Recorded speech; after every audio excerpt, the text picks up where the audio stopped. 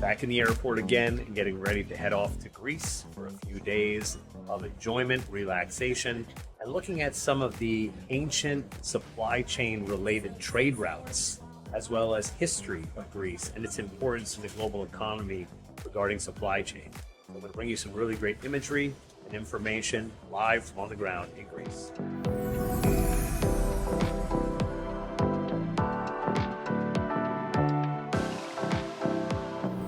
We are in Athens, Greece, on Hermou Street, and when you walk up and down this ancient cobblestone street, you can basically see all of the latest shops, stores, and vendors that show that commerce is alive here. And behind all of this commerce and all this tourism is obviously a sophisticated supply chain.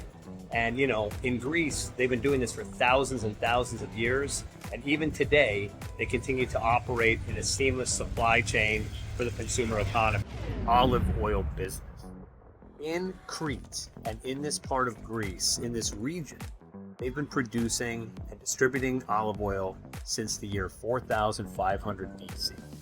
And they've done it through efficiency, they've done it through ingenuity, they've taken advantage of the waterways and logistics and many different mechanisms to ensure that that liquid gold was distributed throughout the ancient world and even to today.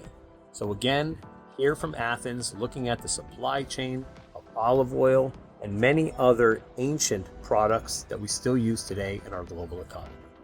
Here in Athens, Greece, and talking about the Port of Piraeus, one of the busiest cargo and passenger ports in all of Europe, servicing millions and millions of consumers every single day from a tourism standpoint and from a global export-import standpoint.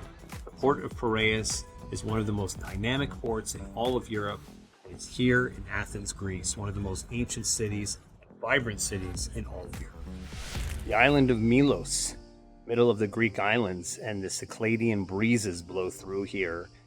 I'll tell you, it is an unbelievable sight, and one of the most unique factors of it is how everything gets here pretty much by sea.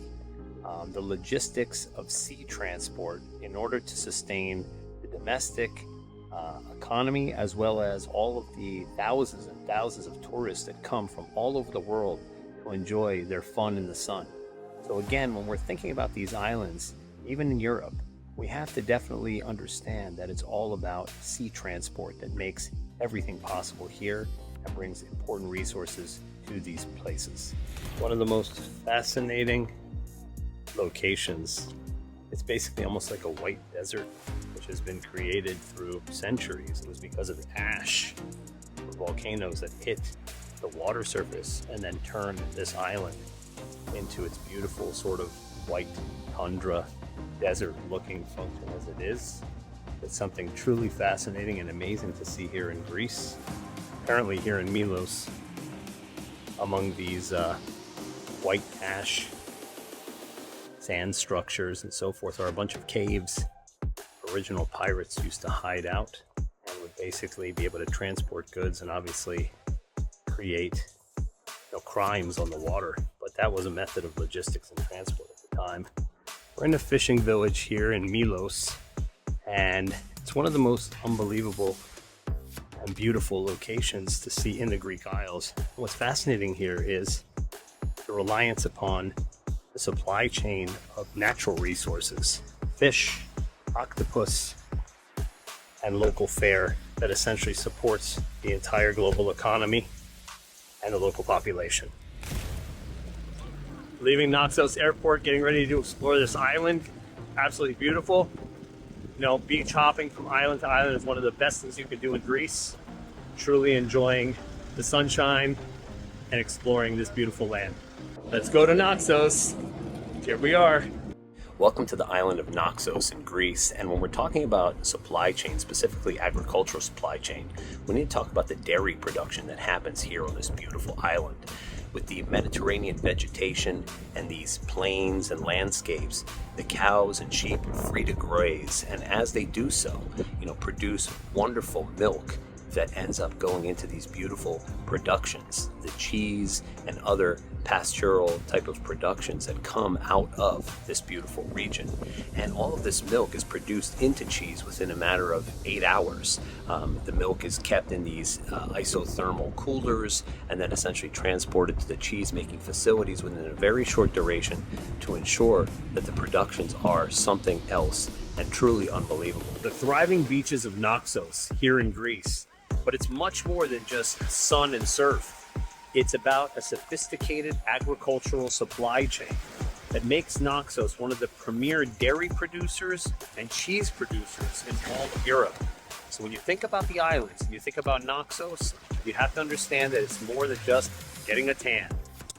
Here we are in the seaside capital of Naxos called Kora. And it's an absolutely wonderful portside town which essentially services the needs of thousands upon thousands of tourists every single day. It's ripe with shops and restaurants and commerce, and all of this requires a very sophisticated supply chain to ensure that it's taking care of the needs of these thousands of tourists that flock to here every single day, week, month, and year. And so again, when you're thinking about the Grecian Isles, we need to think about the supply chain of tourism, especially in capital cities like Kora in Naxos, Greece. So here I am in beautiful Naxos, Greece, and we need to take a minute to talk about the importance of taking a minute. We run around all the time in this life, working and with family and so on, and in my business, which is supply chain, it's a 24/7 business. There's very, very little time for reflection, and that's a major problem because without the reflection, we can't be the best version of ourselves that we can be, whether it's for our families or for our customers, family and friends. We really need to take the time for ourselves to reset. And that's why I'm so happy to be here on this little trip to Naxos, Greece, surrounded by beautiful terrain and sea and beautiful sunshine, because it really just brings you back to the basics of things and allows you to truly get a sense of why we do everything that we do. And that when we do work so hard, that we have to reward ourselves too by spending a little bit of some time in the sunshine too. So again, I just want to take a couple of minutes here to discuss the importance of resetting for your mind and your body and your soul, and how important that is for us to then be able to do what we do most efficiently because we've taken the time to rest and relax mentally and physically.